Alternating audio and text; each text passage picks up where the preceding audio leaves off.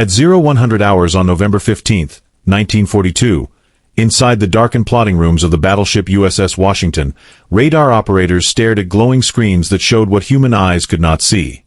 A large contact appeared on the SG surface search radar, range 8,400 yards, bearing 330 degrees. The size and movement told the operators everything they needed to know. It was a battleship. Moving slowly through the darkness of Iron Bottom Sound, the Japanese ship had no idea it was being watched. No search demonstration of lights. No warning. No visual contact at all. Just silent radio waves bouncing off steel and returning to American receivers. Around her, the sea burned. 4 American destroyers were already sinking or dying under Japanese gunfire. The other American battleship, USS South Dakota, had been battered after electrical failures turned her into a glowing target. Japanese searchlights swept the water, hunting for more ships, but they never found Washington. Hidden in darkness, she waited. On the bridge stood Rear Admiral Willis Augustus Lee, calm and silent beside Captain Glenn Benson Davis. Lee had been tracking the enemy for 20 minutes. Every ship, every course change, every movement displayed in cold precision across radar plots. The Japanese knew nothing.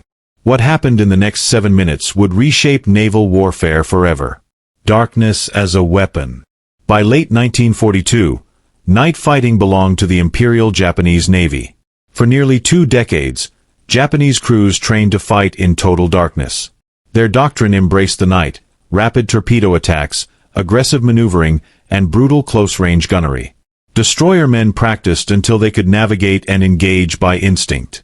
Lookouts trained their eyes to detect shadows where others saw only blackness. Darkness erased America's advantages in industry and firepower. At night, courage and training mattered more than numbers.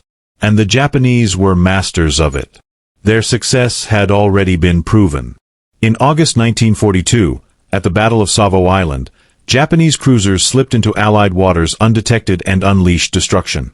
4 Allied heavy cruisers sank in less than an hour. American ships had early radar, but commanders distrusted it. By the time visual confirmation came, Japanese torpedoes were already slicing through the water. Radar had seen the enemy, but nobody acted. One radar operator aboard USS Chicago detected contacts at more than 40,000 yards.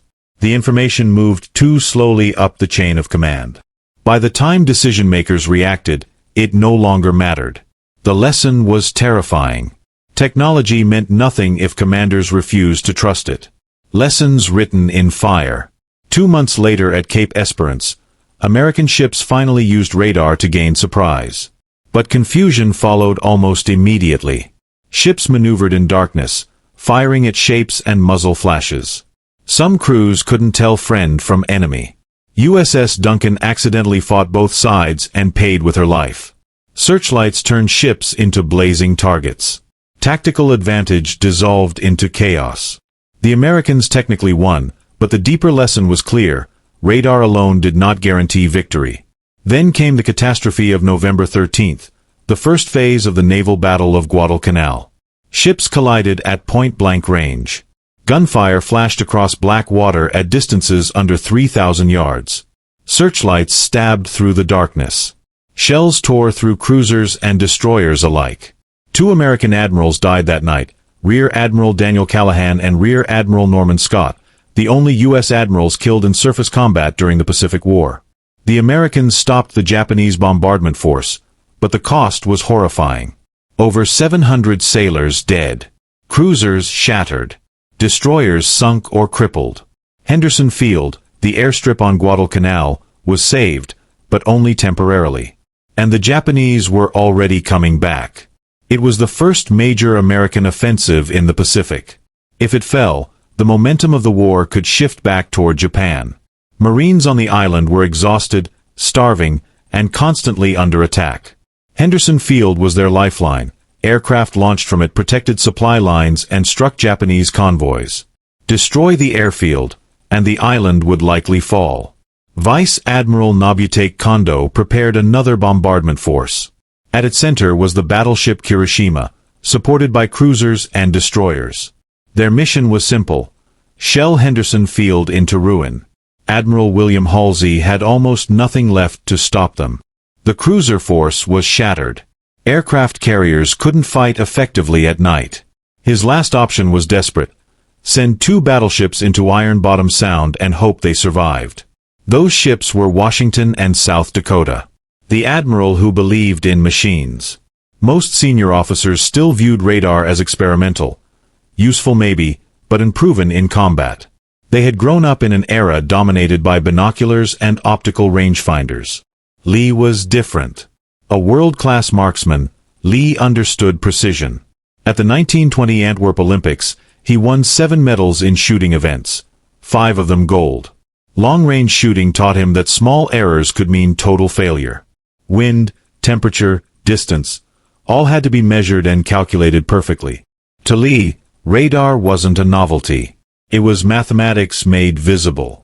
Optical rangefinders depended on perfect conditions and human judgment. In darkness, they became almost useless. Radar measured distance electronically, unaffected by smoke or night. Lee saw the future before most officers realized it existed. He trained Washington's crew relentlessly. Radar tracking. Radar gunnery. Fire without visual confirmation. Trust the instruments. When others said radar should support visual shooting, Lee insisted radar must lead. Now, in November 1942, he would finally test that belief in real combat. Into Iron Bottom Sound. Task Force 64 entered the narrow waters between Guadalcanal and Savo Island late on November 14th. The night was nearly pitch black. No moon.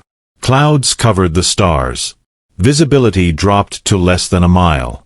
Wrecks from earlier battles littered the sea, giving the area its grim nickname, Iron Bottom Sound.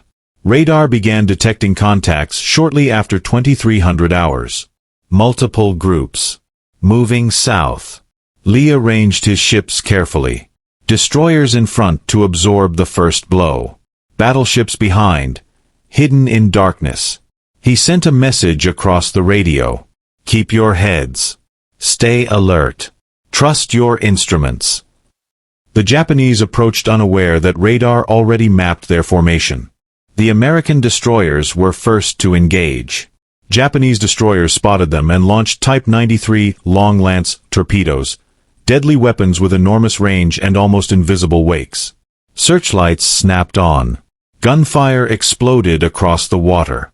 USS Walker was hit repeatedly and destroyed in a catastrophic magazine explosion. USS Preston followed, torn apart by shells and torpedoes. USS Benham lost her bow to a torpedo but somehow stayed afloat. USS Gwynn fought on despite heavy damage. Within minutes, the destroyer screen was destroyed. They had done their job, absorbing the first, but the price was terrible. Now the battleships stood alone. South Dakota's disaster. Captain Thomas Gatch maneuvered USS South Dakota aggressively, preparing to engage. Then disaster struck. An electrical failure cascaded through the ship. Power died. Radar screens went black. Fire control systems shut down. South Dakota became blind. She drifted forward, unknowingly toward the entire Japanese force.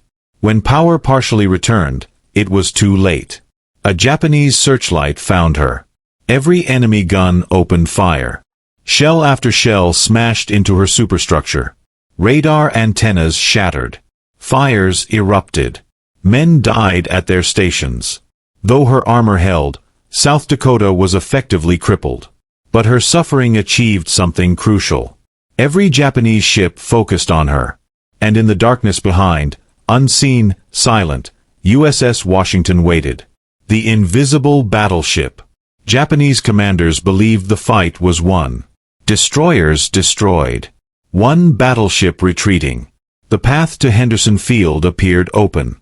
They had no idea another American battleship still existed. Inside Washington, radar operators tracked every movement. Fire control radar locked onto the largest target, Hiroshima. The range dropped, 8,400 yards. Guns were loaded. Computers calculated firing solutions. Turrets moved silently to target. Lee listened to reports through his headset. He knew exactly where the enemy was. The enemy knew nothing.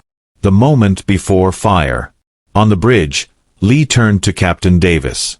"Stand by. Here they come." The Japanese battleship continued forward, unaware that 9 16-inch guns were aimed at her through darkness she thought was her ally. At precisely 0100 hours, the order came. Commence firing. The first salvo from USS Washington shattered the night. 9 16-inch guns fired as one, a single thunderclap rolling across iron-bottom sound. The muzzle flash lit the clouds above like lightning. The blast shook the battleship from bow to stern, a force so powerful that men felt it in their bones. Inside each gun barrel, a 2,700-pound armor-piercing shell screamed forward at nearly 1,800 miles per hour. The shells climbed high into darkness, invisible for a moment, then fell. For the Japanese battleship Kirishima, there was no warning.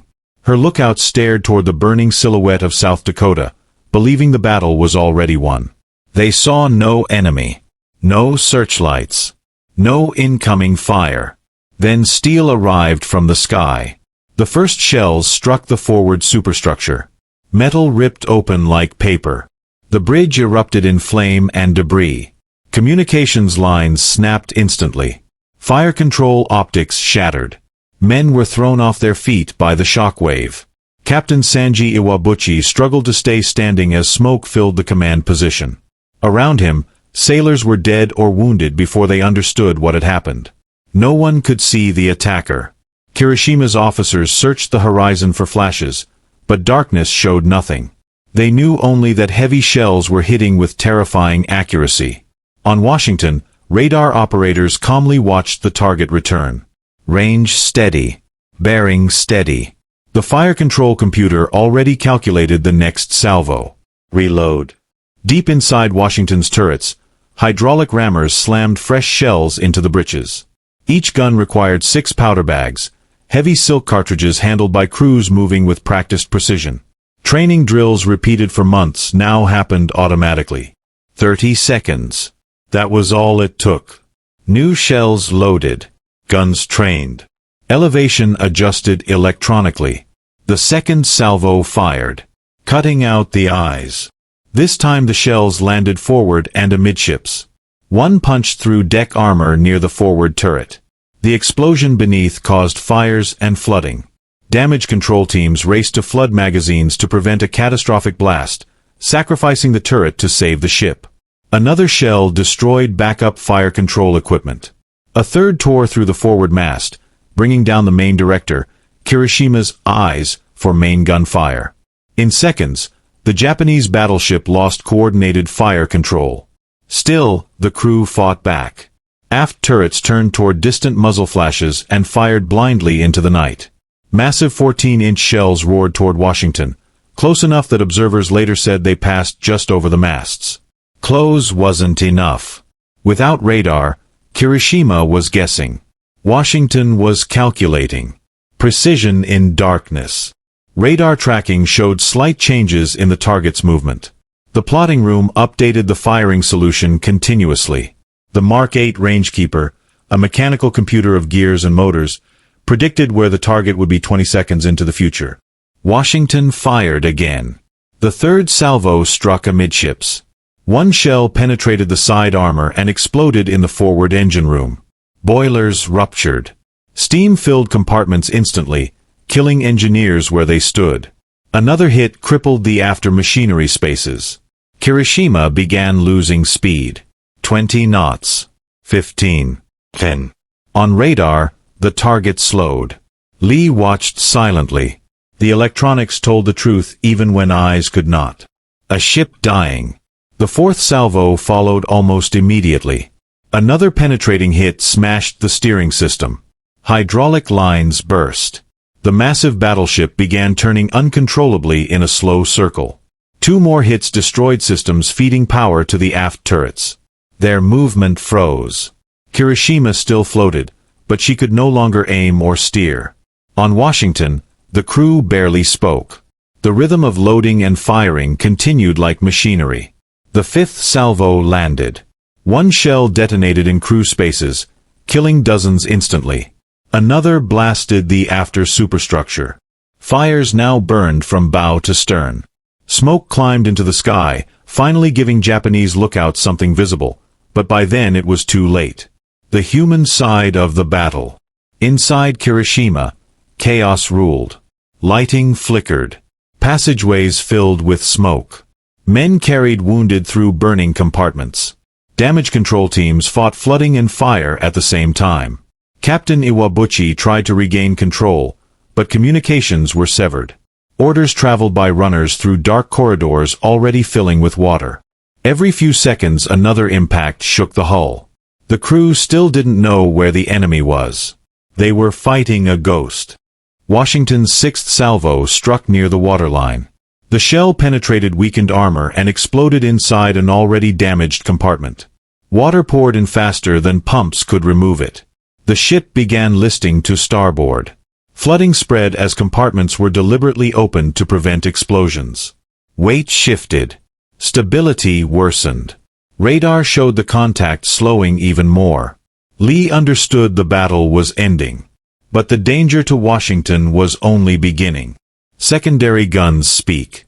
While the main battery hammered Kirishima, Washington's 5-inch secondary guns engaged other targets, destroyers and cruisers lurking nearby. Shells ripped through searchlights and exposed gun crews. Explosions flashed across the water like strobe lights. Japanese destroyers responded instantly. They launched torpedoes. Dozens of them. Long-lance torpedoes spread across Iron Bottom Sound in invisible lines of death, heading toward Washington's last known position. Cease fire. At 0107, only 7 minutes after the first salvo, Lee gave the order. Cease fire. Kirishima was finished. She burned fiercely, listing heavily, barely moving. There was no reason to waste ammunition. But now Washington had to survive the torpedo storm coming toward her. Running the torpedo gauntlet. Hard left rudder. Washington turned sharply. Engines surged to flank speed. Lookouts began shouting, torpedo wakes crossing ahead, others passing astern. The long lance left almost no visible trail. In the darkness they were nearly impossible to detect. Only occasional reflections revealed them. Lee ordered zigzag maneuvers, left, right, left again, constantly changing course. Japanese destroyers aimed based on Washington's muzzle flashes, assuming she would continue straight. But the American battleship never stayed where expected. Torpedoes sliced through empty water. One passed within roughly 100 yards. Another crossed directly ahead of the bow. No hits. Luck, skill, and constant maneuvering kept the ship alive. By 0300 hours, Lee ordered withdrawal south. The mission was accomplished. Henderson Field was safe. Remaining Japanese ships were retreating or disorganized. Washington regrouped with the damaged South Dakota and surviving destroyers. Behind them, Kirishima fought her last battle against flooding. Destroyers came alongside to rescue survivors. Thousands were pulled from the doomed ship. Attempts to tow her failed. Flooding spread uncontrollably. At 0325, the battleship rolled to starboard and capsized. She slipped beneath the surface, disappearing into deep water northwest of Tsevo Island. Washington steamed away untouched. She had done something no other American battleship would accomplish during the war, defeat an enemy battleship in direct surface combat. But the real victory was larger than one ship sinking another. For 20 minutes Washington tracked the enemy without being seen. She fired accurately in total darkness without visual spotting. Electronics had replaced eyesight. The age of radar warfare had begun.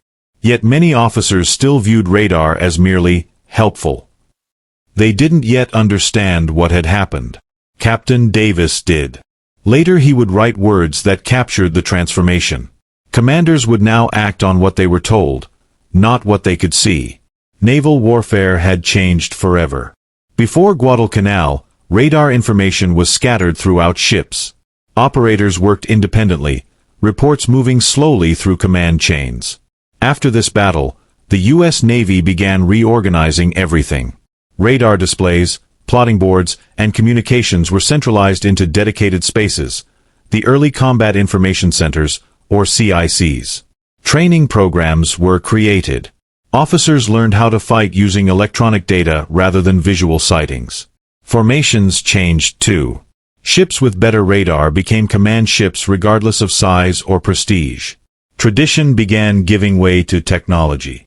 A shift in power. Within a year, night combat looked completely different. American destroyers and cruisers used radar to ambush Japanese forces long before they were detected. Battles like Vela Gulf, Empress Augusta Bay, and Cape St. George showed a clear pattern. The hunters had become the hunted. Japanese commanders, once aggressive and confident in darkness, now hesitated. They were facing an enemy they couldn't see, ships firing from beyond visual range with deadly accuracy. Psychology changed as much as tactics. The night no longer belonged to Japan. Admiral Lee rarely talked about his victory. There were no grand speeches, no dramatic celebrations. He knew the battle's outcome came from preparation, years of believing in technology others ignored. Radar did not remove human skill. It amplified it. In 7 minutes, electronics overcame experience, doctrine, and numbers. Iron Bottom Sound had witnessed the future. When dawn rose over Iron Bottom Sound on November 15, 1942, the sea told the story before official reports ever did. Oil slicks stretched across the water. Burning debris drifted between wrecks from previous battles. Survivors clung to rafts or floated silently among shattered timber and twisted metal. The battle was over, but its meaning had just begun. Somewhere beneath more than 2,000 feet of water lay the Japanese battleship Kirishima, her hull broken and flooded after only 7 minutes under American fire. Nearby sailed USS Washington, almost untouched. The contrast stunned everyone who studied the fight. One ship fought blind. The other fought by electronics. And that difference changed naval warfare forever. At first, the victory seemed like just another hard-fought success in the long struggle for Guadalcanal. Reports praised the skill of Admiral Willis Augustus Lee, the discipline of Washington's crew, and the courage of the destroyer sailors who died buying time. But something deeper had happened. Washington had never actually seen her enemy. No searchlights. No optical rangefinders. No visual spotting corrections. She fired, adjusted, and hit entirely through radar data and mechanical calculation. For centuries, naval combat depended on eyesight. Commanders judged distance by vision. Fire control teams relied on optics. Spotters watched shell splashes to adjust aim. In one engagement, all of that became secondary. Electronics had taken control. Captain Glenn Davis submitted his after-action report with careful language, but one statement echoed through the Navy. Command decisions were increasingly based on what officers were told rather than what they could see. That idea unsettled many senior commanders. Naval leadership had long believed that true command required visual awareness, standing on the bridge, watching formations and reacting in real time. Radar challenged that tradition. Now a commander might sit inside a darkroom, staring at glowing symbols instead of enemy ships. To older officers, that felt unnatural. To younger ones, it was the future. Before Guadalcanal, radar equipment existed almost as an experiment. Operators worked in isolated compartments. Information traveled slowly through messengers or voice circuits. During chaotic night battles, this delay proved deadly. After Washington's victory, the Navy began building a solution, a centralized area where all information could be gathered, interpreted, and distributed instantly. This space became known as the Combat Information Center, or CIC.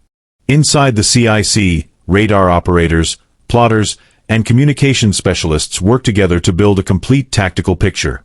Instead of fragmented reports, commanders received one clear understanding of the battlefield. The CIC did not replace the bridge, but it transformed how decisions were made. Washington had improvised early versions of this system during battle. Now it would become standard. Technology alone wasn't enough. The Navy realized that radar required trained minds just as much as trained machines. New schools opened to teach radar operation and interpretation. Sailors learned how to distinguish ships from clutter, how to track course changes, and how to communicate rapidly under pressure. Officers trained to trust electronic data, even when their eyes told them nothing was there. That was one of the hardest lessons. Human instinct resists trusting what cannot be seen. But Guadalcanal proved that hesitation meant death. Naval tactics evolved quickly. Before radar, formations depended on visibility. Ships stayed in lines where signal flags or flashing lights could be seen. Afterward, formations were shaped around radar coverage. Ships with the best radar occupied positions where they could scan widest arcs. Command ships were chosen based on electronics rather than status or firepower. Coordination improved dramatically. Multiple ships could engage targets using shared radar information. Night no longer meant confusion. It meant opportunity. Japanese shock. For the Imperial Japanese Navy, the battle introduced a terrifying mystery. Their crews knew they had faced battleships before. They knew how to fight in darkness better than anyone. But now they were being hit by ships they couldn't see. Japanese officers examined wreckage from earlier battles and began realizing Americans had achieved something new. Radar sets recovered from damaged ships showed the principle, but Japanese technology lagged behind. Their existing radar systems were unreliable and limited in range. Displays lacked the clarity of American SG radar. Even more damaging was psychological shock. For years, Japanese commanders believed night battles guaranteed their advantage. Now that confidence cracked. Night actions after Guadalcanal felt different to Japanese crews. Searchlights, once a symbol of aggression, became dangerous. Turning one on often meant instant radar-guided fire from unseen enemies. Destroyer captains who once charged boldly began hesitating. Aggression turned into caution. Confidence turned into uncertainty. The Americans had found a way to remove visibility from the equation entirely. And if the enemy could see you while remaining invisible themselves, what tactics could defeat that? The victory around Guadalcanal ensured Henderson Field survived. Japanese reinforcement efforts weakened. Supply convoys suffered increasing losses. But radar's impact extended far beyond one island. By mid-1943, American destroyers began fighting night battles with striking efficiency. At Vela Gulf, radar-guided torpedo attacks destroyed Japanese destroyers before they detected any enemy ships. At Empress Augusta Bay, American forces used radar coordination to maintain formation discipline in darkness, avoiding earlier disasters. At Cape St. George, American destroyers executed a near-perfect radar ambush. Night combat, once Japan's greatest strength, now belonged to the United States. Victory came with sacrifice. The destroyers lost that night. Walker, Preston, and Benham's crippling damage reminded everyone that success depended on bravery as much as technology. Men who never saw Washington's triumph had made it possible. Many survivors spent hours floating in darkness among burning oil, listening to distant gunfire and wondering if rescue would come. For them, the battle's legacy wasn't doctrine or technology. It was survival. Despite his historic success, Lee remained modest. He didn't claim radar alone had won. Training mattered. Discipline mattered. Crew coordination mattered. Radar simply allowed those strengths to be applied when vision failed. Lee understood something others were only beginning to see. Technology doesn't replace human skill. It changes how skill is used. Years of study, experimentation, and training came together during those 7 minutes. Without preparation, radar would have meant nothing. The idea of electronic warfare reshaped naval leadership. Commanders learned to trust unseen information. Decisions came from data flowing through circuits instead of shouted reports from lookouts. Bridges grew quieter during battle while CICs grew busier. Future commanders would fight wars surrounded by screens, headphones, and plotting boards, a dramatic shift from centuries of visual command. The modern age at sea had begun. Analysts later studied the battle repeatedly. Why had Washington hit so accurately? Several reasons emerged. Continuous radar tracking prevented range errors. Fire control computers updated calculations instantly. Crews trained specifically for radar-directed fire. Tactical patience kept Washington hidden until the perfect moment. Each lesson became doctrine. Each lesson shaped future victories. The Japanese Navy continued fighting fiercely through 1943 and 1944, But something fundamental had changed. Their greatest advantage, mastery of darkness, no longer existed. Technology shifted the balance of power. Radar didn't simply improve gunnery. It rewrote the rules. Today, wrecks lie silently beneath the waters where that battle occurred, American and Japanese ships resting together in deep silence. Divers and sonar surveys confirm the violence of those few minutes. Holes torn below the waterline. Destroyed machinery spaces. Evidence of precision strikes guided by invisible waves. Iron Bottom Sound became a graveyard, and a symbol. It marked the moment when naval warfare stepped decisively into the electronic age. From that point forward, no major navy could ignore radar. Ships built later in the war carried increasingly advanced systems. Air defense, submarine detection, and long-range targeting all evolved rapidly. The lessons from Washington echoed far beyond World War II, influencing Cold War naval design and even modern digital combat systems.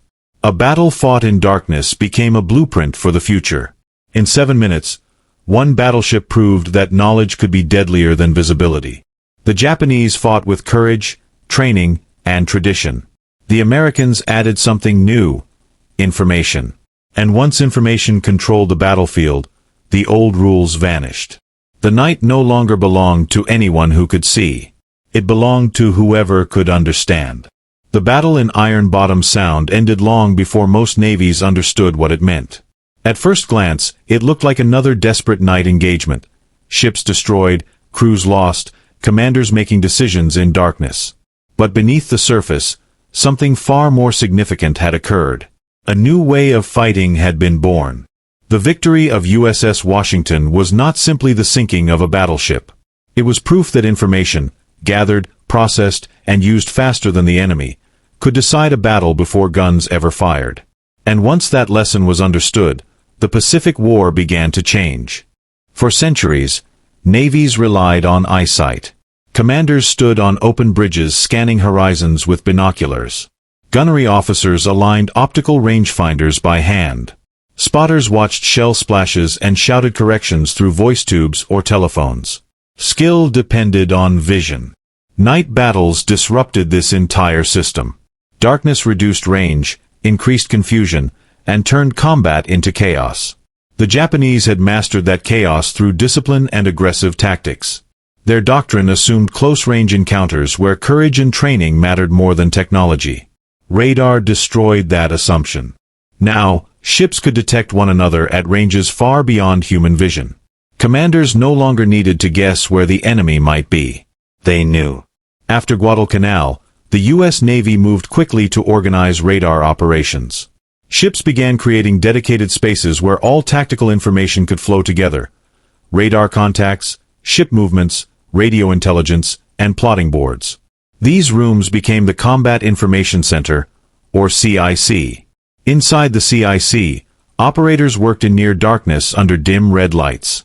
Voices were calm, precise.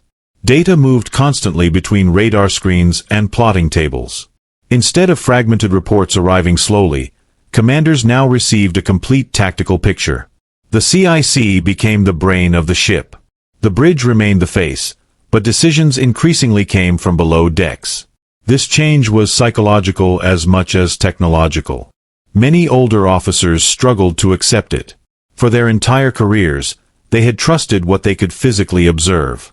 Radar asked them to believe in glowing blips on a screen. At first, some resisted. But combat forced adaptation. Officers who ignored radar often lost ships. Those who learned to trust it survived. Training emphasized a new principle. Eyes confirm. Radar decides. This mindset spread rapidly through the fleet. Radar systems also improved quickly. Early sets were fragile and unreliable, vulnerable to rough seas and electrical issues. Operators constantly replaced vacuum tubes and recalibrated equipment. Engineers learned from combat experience, reinforcing systems and improving reliability. Displays became clearer. Range accuracy increased.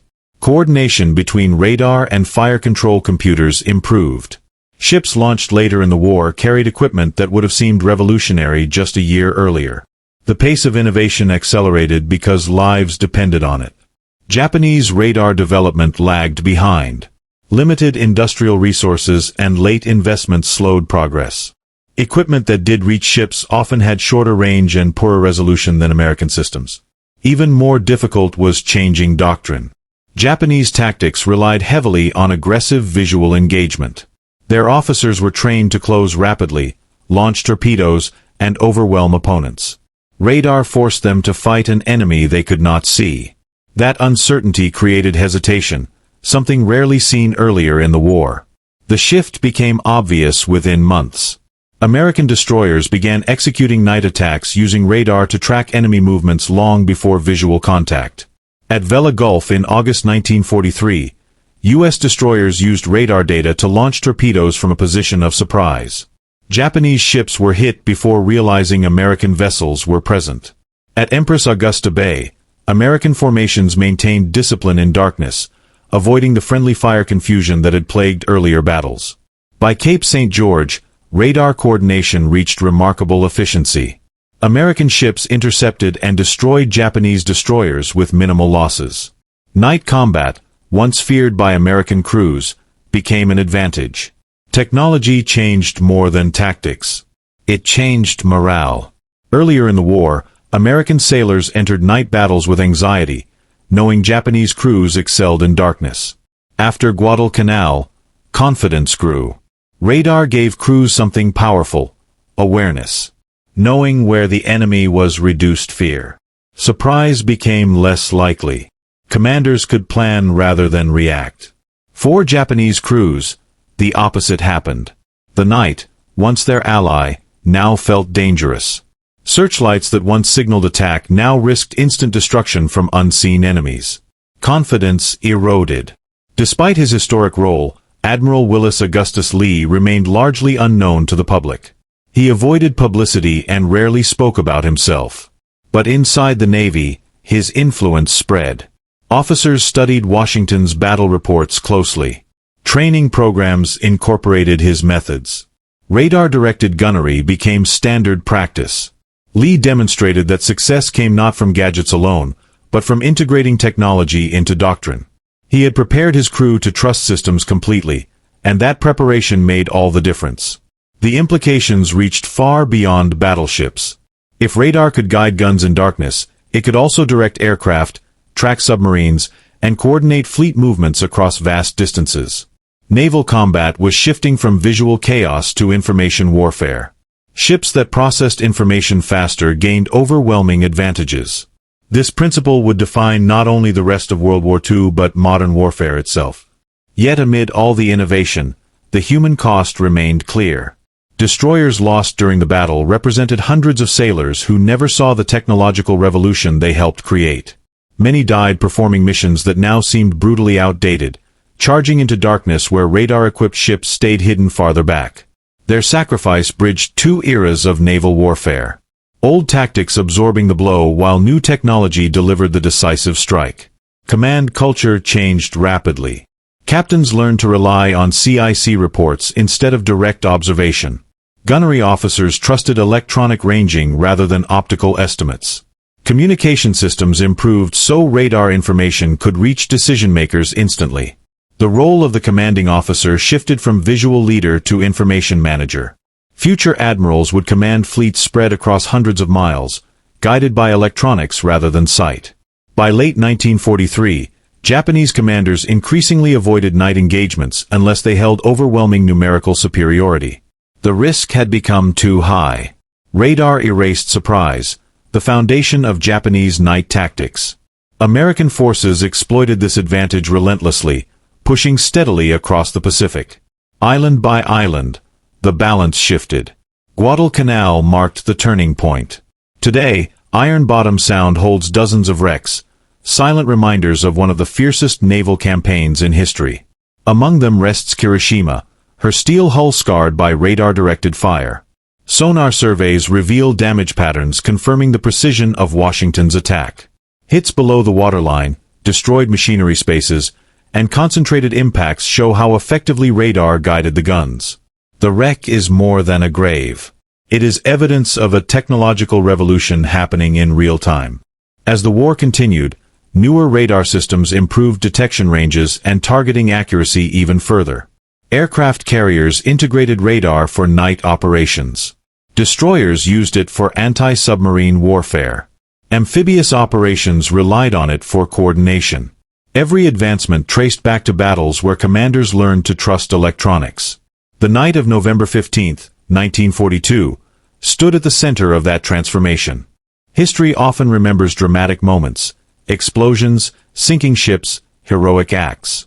But the true significance of the battle in Iron Bottom Sound was quieter. It was the moment when information defeated tradition. The moment when a ship could see without eyes, strike without being seen, and control battle through invisible waves. 7 minutes of gunfire marked the end of one era and the beginning of another. The age of radar warfare had arrived, and the world at sea would never be the same. After Guadalcanal, the Pacific Ocean felt different. Nothing visible had changed. The same vast darkness, the same humid nights, the same tension before battle, but sailors on both sides sensed a shift they couldn't ignore. The night no longer belonged to Japan. For the first time in the war, American crews entered darkness with confidence instead of fear. Somewhere inside their ships, radar screens glowed quietly, turning black water into readable information. That change, invisible but profound, reshaped every operation that followed. Before late 1942, night combat meant uncertainty for American forces. Lookouts strained to see shadows. Commanders worried about torpedoes appearing without warning. Confusion between friendly and enemy ships often proved deadly. Radar changed that equation. Instead of waiting for visual contact, ships could detect enemies miles away. Commanders watched movements develop long before gunfire began. Time, perhaps the most valuable asset in battle, now belonged to the side with better information. And increasingly, that side was the United States. American destroyers were among the first to fully embrace radar tactics. Earlier in the war, destroyers fought aggressively but often blindly, relying on instinct and chance. After Guadalcanal, training emphasized patience and positioning. Radar allowed them to stalk opponents silently. In August 1943 at Vela Gulf, American destroyers detected Japanese forces long before being seen. Rather than charging forward, they maneuvered carefully into an ideal firing position. Torpedoes launched. Japanese ships exploded before realizing an enemy was nearby.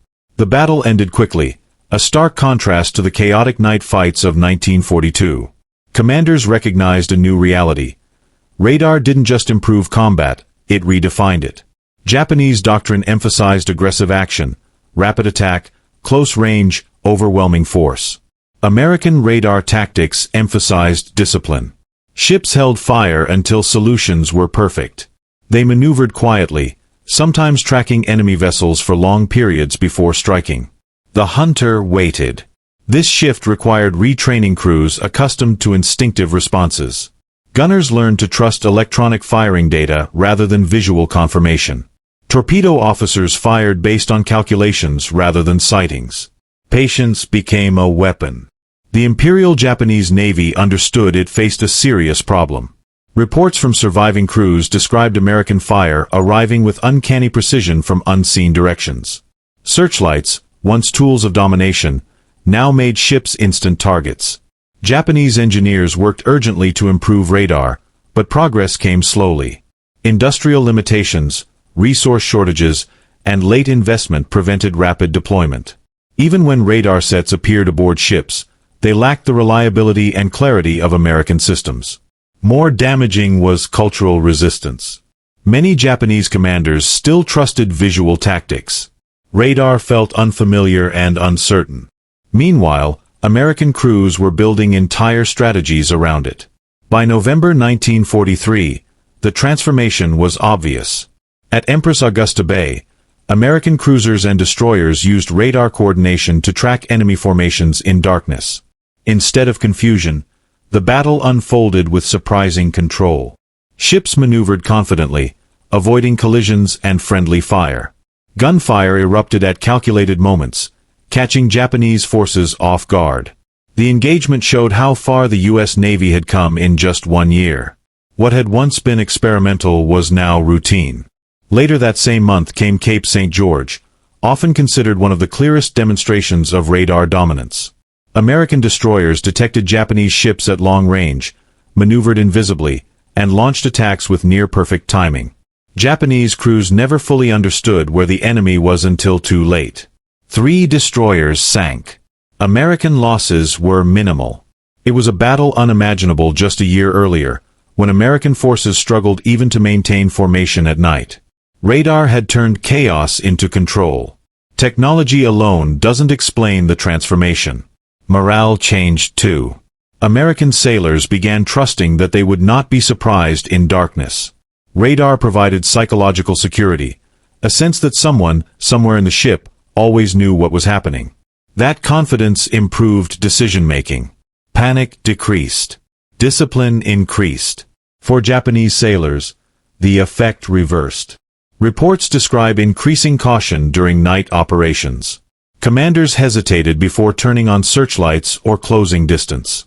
The uncertainty of facing unseen enemies weighed heavily. Fear shifted sides. Radar created a battlefield that existed beyond human perception. Inside CICs, operators tracked contacts represented only by glowing dots. Courses and speeds were plotted with pencils across transparent boards. Commanders fought battles they could not physically see. This idea, combat based on information rather than observation, would later define modern warfare. In 1943, it felt revolutionary. Though he rarely sought attention, Admiral Willis Augustus Lee continued influencing doctrine. His belief in radar as a primary weapon became standard teaching. Ships trained specifically for radar-directed engagements. Lee's success proved that preparation mattered more than luck. The Navy didn't just install radar, it built tactics around it. Future commanders studied Washington's battle as a model of patience, coordination, and trust in technology. Radar's impact expanded beyond surface ships. Aircraft carriers began using radar to guide night fighters and coordinate defense against incoming raids. Early warning allowed fleets to prepare before attacks arrived. Anti-aircraft fire improved dramatically when radar provided accurate range data. Submarine detection also improved, reducing one of the war's greatest threats. The same principle applied everywhere. Whoever saw first, even electronically, usually won. Japan attempted to counter radar with evasive tactics. Ships maneuvered unpredictably. Radio silence increased. Night operations became more cautious. But without comparable detection capability, these adjustments often failed. You cannot evade what you cannot detect. By late 1943, Japanese naval strategy shifted toward avoiding decisive surface battles whenever possible. Their once dominant night doctrine faded. Despite technological advances, battles were still fought by people. Radar operators worked exhausting hours interpreting unclear signals. Gunnery crews loaded shells in sweltering turret spaces. Damage control teams trained constantly, knowing one hit could end everything. Technology enhanced skill, it did not replace courage. The sailors who fought after Guadalcanal stood on the shoulders of those who learned hard lessons during earlier disasters. The Pacific War moved rapidly across island chains, from the Solomons toward the Central Pacific. Each campaign relied increasingly on radar coordination. Amphibious landings used radar for navigation and timing. Destroyers screened fleets with radar pickets. Battleships fired long-range support based on electronic data. The entire structure of naval warfare shifted toward information management. And it all traced back to nights when ships learned to trust unseen signals. The waters around Guadalcanal remained filled with wrecks, reminders of the brutal transition between old and new warfare. Some ships sank fighting by tradition. Others survived by embracing technology. Together, they marked the turning point. The silence beneath those waters hides one of history's greatest technological transformations. Wars rarely change because of a single invention. Change happens when people learn to use that invention differently.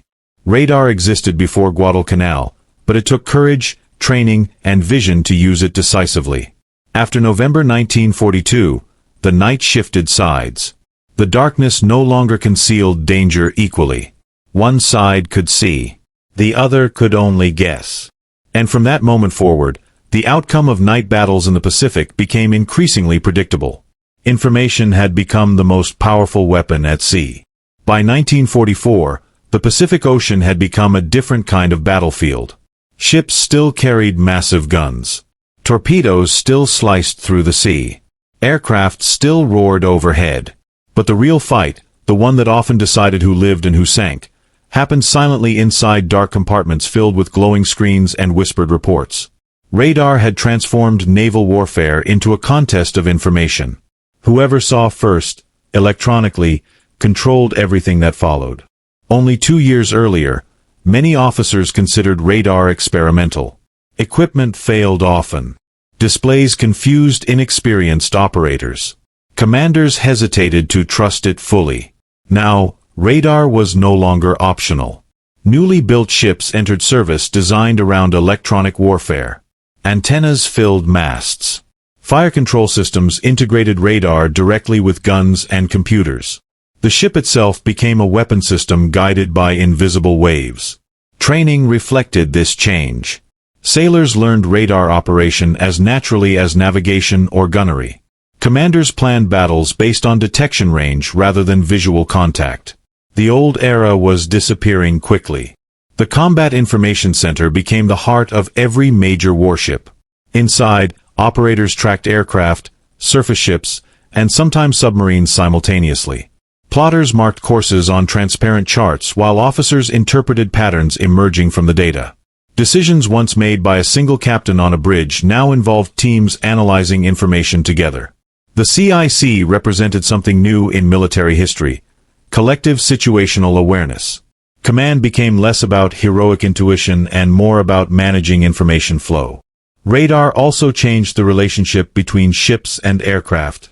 Early in the war, carrier groups struggled to defend themselves at night.